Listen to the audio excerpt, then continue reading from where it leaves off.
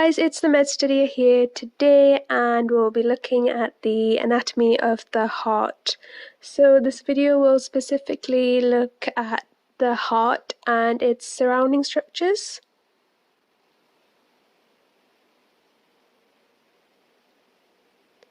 The surface anatomy of the heart.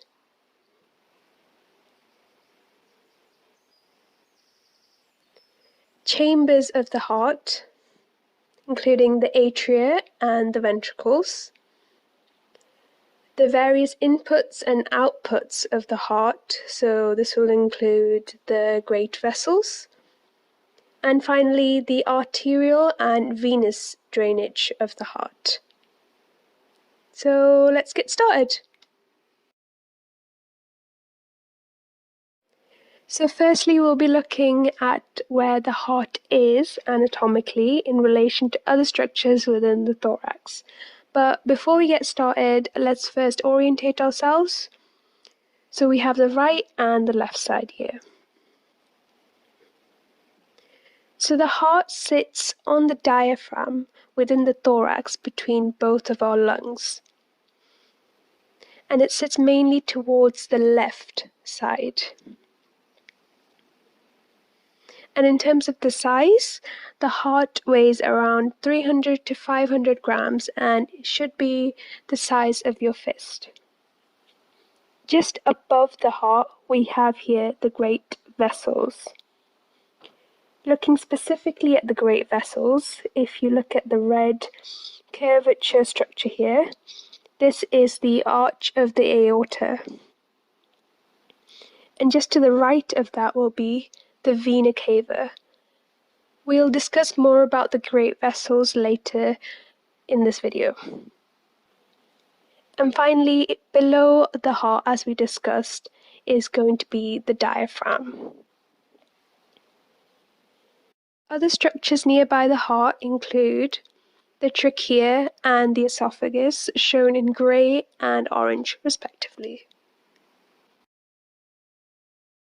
Now moving on to the surface anatomy of the heart. So this will help us to identify the borders of the heart on this patient's chest here. And we'll also be looking at the areas of auscultation. We'll be using ribs and costal cartilages as surface markings of the heart. So let's firstly get started by looking at the borders of the heart. So the borders of the heart form a trapezium-like shape due to the heart being primarily on the left. And these are 4 points on the chest. So firstly, on the right, we have the third costal cartilage. Beneath that, we have the sixth costal cartilage.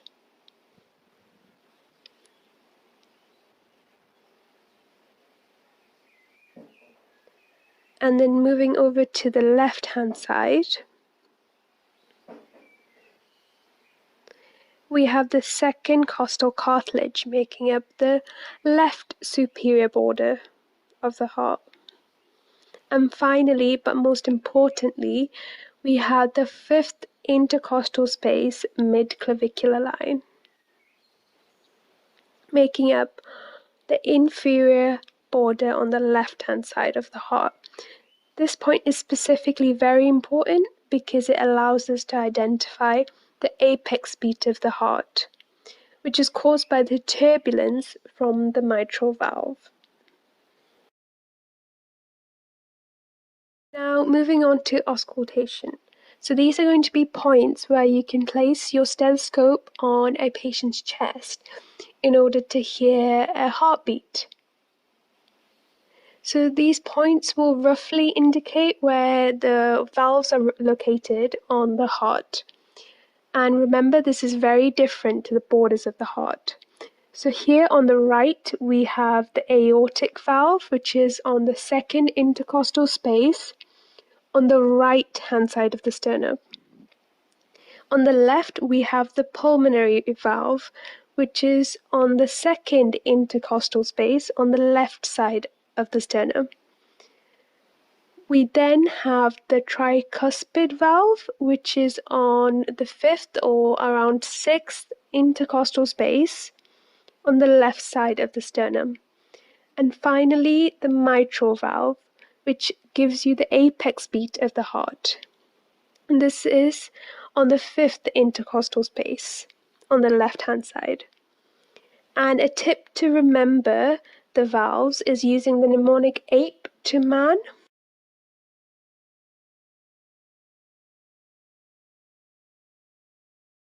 Now looking at the chambers of the heart.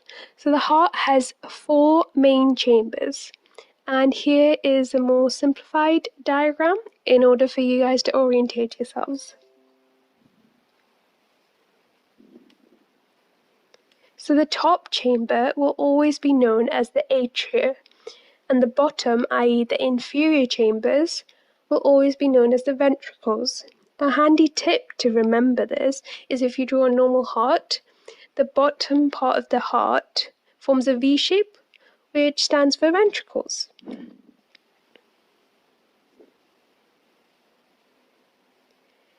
Now, if we look at how to name these atria and ventricles specifically, we just use right and left. So here, this chamber is superior, and it's on the right-hand side, so we call it the right atria. And then on the left, the superior chamber will be known as the left atria.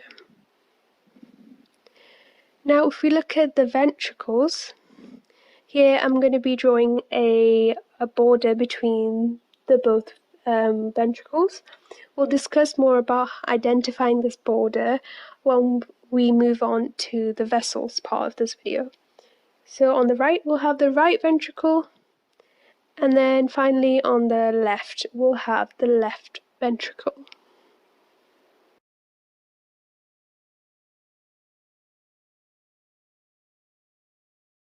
Now looking at the chambers of the heart from a posterior aspect.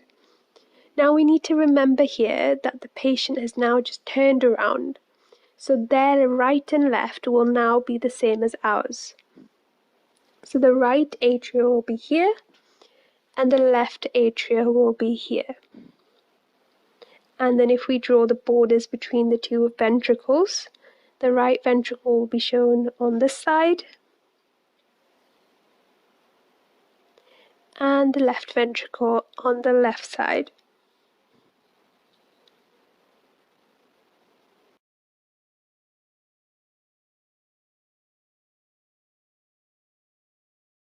Now moving on to the vessels of the heart. Here we'll look at the arterial and venous drainage of the heart. It may look really daunting at first, but we'll go through it step by step and hopefully some tips into remembering these branches. Now on the anterior aspect of the heart, there are 2 main arterial supplies that you need to remember. This includes the right coronary artery and the left coronary artery. Looking specifically now at the left coronary artery, there's a small branch, and this is known as the circumflex branch. This vessel loops around from the anterior side to the posterior aspect of the heart. A tip to remember this is the fact that circumflex means to bend around, which is exactly what this branch is doing. Beneath that, we have the anterior interventricular branch of the left coronary artery. And this is a very long name for a branch, but as the name suggests, it's anterior. Interventricular meaning between the ventricles, and it's a branch of the left coronary artery.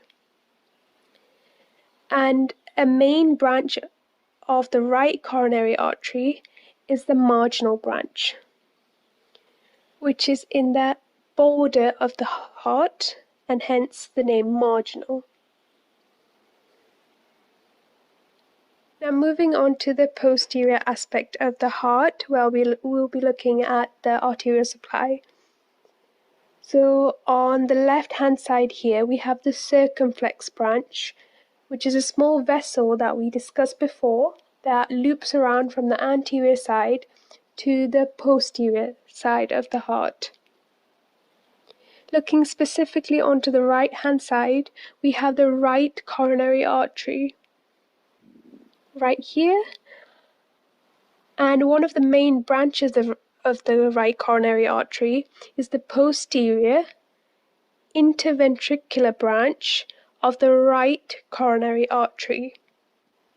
Now remember, on the anterior side of the heart, we have the anterior interventricular artery that branches off the left coronary artery. But on the posterior side, we have the posterior branch from the right coronary artery.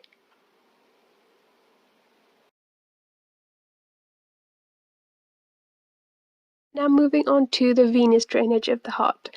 There are two main venous drainage supplies for the heart muscle. This includes the great cardiac vein, which is one of the main venous supplies for the heart muscle. Then we also have the right marginal vein, similar to the right marginal artery that we already discussed. In terms of the posterior aspect of the heart, one of the main things that we need to consider is the coronary sinus. So all of the venous vessels will drain into the coronary sinus and into the right atrium. On the right-hand side here, we also have the small cardiac vein.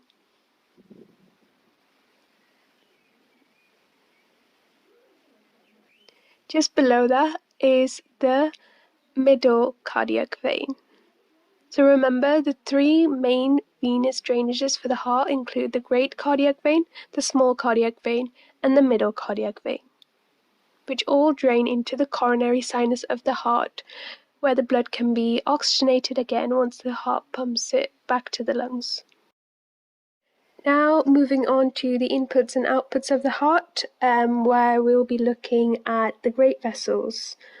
So let's get started by naming these vessels. So firstly, we have the inferior vena cava and the superior vena cava just above it. And remember, this is on the right, and now we'll move on to the left. On the left-hand side, at the top, so superiorly to the heart, we have the arch of the aorta. Just beneath the arch of the aorta, we also have the pulmonary trunk, which provides the pulmonary artery to both of our lungs. We also have the pulmonary veins on either side. And remember, the heart provides oxygenated blood through these veins. And finally, we have the abdominal aorta extending all the way down to the rest of the body.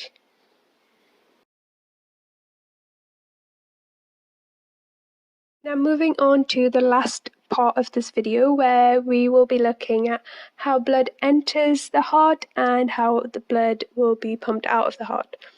One handy tip to remember here is that veins always send blood into the heart. So the deoxygenated blood from the rest of the body will enter the heart via the superior and inferior vena cava. Once in the right atrium, it will then be pumped into the right ventricles and into the lungs via the pulmonary arteries. Once in the lungs, the blood will be oxygenated and will re-enter the heart via the pulmonary veins. From the pulmonary veins, the blood goes through to the left atrium and then the left ventricle. Here you'll notice that the left ventricle looks a lot thicker than the right ventricle, and that is because the left ventricle contains a lot more muscle in order to contract a lot harder than the right ventricle and push all the blood to the rest of the body.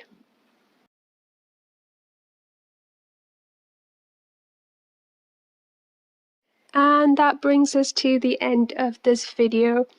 Thank you guys so much for watching. Hope you really enjoyed it. Remember to like, subscribe, and comment below, and follow me on Instagram at the MedStudier.